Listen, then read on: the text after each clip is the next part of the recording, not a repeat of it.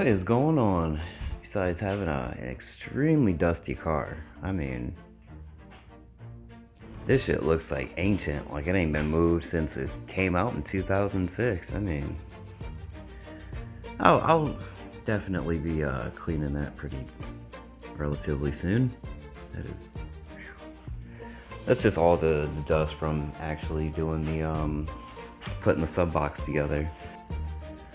Well, welcome to another episode of Everyday Trey, where I am doing all types of stuff. And even though I think it was the day after I actually recorded how this thing was acting and it was doing really well, well, I took it out for one more drive after that, the next day after that, and well, now it needs parts. So that's on order for now, so I'm not going to be messing with this nice dusty beauty right here. I am going to be messing, however, with this little buggy. This is a Yerf dog, 150cc, I think. I'm not really for sure. There's some stuff, some information there, but it's kind of burnt out, so it's hard to see. It's not perfect by any means. It's got issues like left and right. Like, I don't even know if this tire is gonna actually hold up or not. I think it might. That's just the sidewall that might be torn right there, if you can kind of see that flat. But it has potential. The guy said that he had it running and everything, and he went down the street with it, but it had its own issues and everything. So one of which is going to be fuel delivery, and this little plastic box is the fuel. And let me tell you that this fuel has that classic varnish smell to it. So all that's gonna get dumped out. I'm gonna go after the carburetor inside of there and clear that out. As you can see already, like right in there where the intake to the box, that's not even connected. Like, let me get a closer look. There we go. Yeah. Not even connected, so I gotta figure that out. The other side of the box doesn't look that great either, but yeah. I want to get this motor running. If not, try to transplant something different onto it. But as for right now, this is how it came and how I got it dropped off to me. Well, I mean, I picked it up in the truck, but this is pretty much, I mean, minus a few things. This is how it came. It does have a few more issues, like the steering of some sort. This might be on too hard of an angle. I don't know. I'm gonna see what's going on with it and get more specific to it. But first thing is first, I want to get this thing running, and I don't even know where the battery goes. I'm pretty sure it needs a battery. All right, airbox is off, and I am. Oh, that little slide in there, that's moving. It smells like gas, so that's, I think, an okay thing. But, starter's right there, and I do believe that these are gonna be my battery wires. I'm gonna trace them just to make sure, but I'm pretty sure those are gonna be my battery wires. And yeah, I'm gonna take this carburetor off and try and clean it, just because I know it's gonna be old gas in there. I'll get all that out of there. There's the airbox, and yeah. Try and get this done. Alright, that's off and disconnected. I think there's just like one throttle cable right there, one connector for, I think, throttle position, but I'm not really sure, and a vacuum line right there. It's pretty simple. This is just hanging out. Don't know where that goes. Just chilling with us, so that's cool. Spilled a little bit of gas, but that's because that line is not the right connector for the gas tank, so that started just spewing out. But besides that, clean dismount. Now I need to clean off a spot over here on the bench and pretty much disable or disassemble, not disable, no, or disable and disassemble. Anyway, I'm gonna do that and get this all done, and yeah, see what's really messed up inside of here. Hopefully nothing, and it just needs cleaned. But some things down here just like to take a swim, and that salt water does a number on this this metal. So, but the slide does move easily. So hopefully it's not that bad, but won't know until you tear it down, figure it out. Here we go. Alright, it's all, well, not all disassembled because I still have the whole top half there. I don't know what's under there, but anyway, there is a little bit of stuff in there. You can kind of see down in there, just a little bit. Not bad at all. A little in the corner there. Even the seal is still kind of raised up, so I can reuse that and not have to worry about gas slipping out of there. But this is the main jet right there, and I don't know if I don't think you're going to be able to see through it. Not the way that I can, but let's see if we can.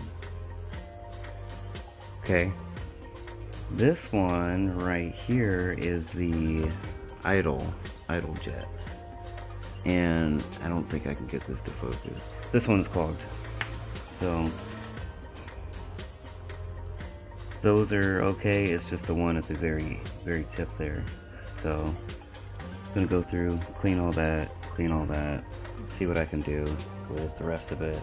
I think I still have another can of something over here, some can of cleaner. So I'm gonna hit the can of cleaner, you know, give it a little bit of an overhaul, take this little piece out, make sure it's good up under there, clean that surface up real nice, and put it back together. There's a little bit of stuff here, but, and even the float needle, if you can,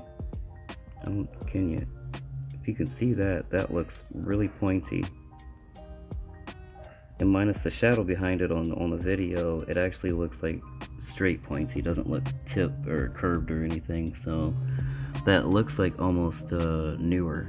So hopefully this thing has been rebuilt recently, but whatever. Alright, gonna clean it, go from there. Alright, I got it up on jacks in the front, and it's jacked up in the back. The gas tank is now zip tied in, making this easy. This might be just temporary. Took this one from the actual mower here, so if you can notice the size difference, this is the tank that came off of it, and let's just put that right next to each other, okay? That's like a humongous difference. So it's almost double capacity on this one right now. I'm thinking about just keeping it on there for now. Regardless, I started lubricating everything as much as I could. I still have the most of the chain to go, but I am lubricating that as well. Every bolt that I see, like pretty much everything, because it's a little rough around the edges, but overall I think it can be saved. Now I'm up here and I use these to kind of cover up that, so there's a little bit of that, but that's okay. I went ahead and moved this over. The steering angle is still way off, so I went ahead, took apart this piece, steering shaft if you want to call it that, and it still has a hard time turning. But if you look at the tie rods, I mean, I don't think somebody knew what they were doing when they were doing that. Even of which, this whole center section is not even mounted. So what I'm thinking is somebody went in here and tried to reinforce it, because there is an extra bar right there, and that is part of the suspension, as well as a piece of rebar in the middle, which I think is to help reinforce it, because I think on a few four-wheelers that spot is empty in between there. So reinforcement. I took off this set of tires that were sitting on the front here on top, and it had a couple rusty rotors sitting right there. So yeah, I think it has an understeering problem and a problem with steering in general. So what I'm going to end up doing is going in and cutting back towards right in that area, kind of like right there in between. I can't really get my finger in there. Okay, right in there. What I'm going to end up doing is putting the steering rack down here towards this rack, because it's way too bound up with the angle that it's on, being like way over there, and then it has to like cock way back. It's not right. So if I can get this steering gear here to actually work, then I'm gonna relocate that down below so that it has a way better angle at actually trying to turn the wheels. And then I'll go ahead and undo whatever somebody else did right here, just gluing or welding 2 sticks together and making that a tie rod. So I'm just gonna go ahead and make my own at this point. So gonna end up correcting the steering really soon. Otherwise, I am running and figuring out all this wiring and what's going on. So I'm gonna be slowly replacing all that wiring with all the wires that I do have, because when you can see the blue in the wire, there's so much of it everywhere, and I'm not trying to ground out something, especially set my hair on fire or something. You can see that that's just gross. So I'm not trying to run with that, have any kind of a fire risk or electrical problem risk or anything. I have the temporary fuel just fed down. It shouldn't touch the chain or anything. There's still a decent amount of room. But yeah, just trying to get it running. And if it does run, I do know that the rear brakes are still hooked up. The front ones aren't, but the rear ones are. So not sure where that water's coming from besides the frame here. But besides that, if I started it, which I'm getting ready to hook up the battery to it after I do a little bit more electrical, but after I start this, I don't want it to go flying. Especially with no brake, or a brake that I don't even know works or not. So yeah, it's coming along. It's just a project. Then I'm gonna go ahead and see if all these lights work. Like up here, there's that set.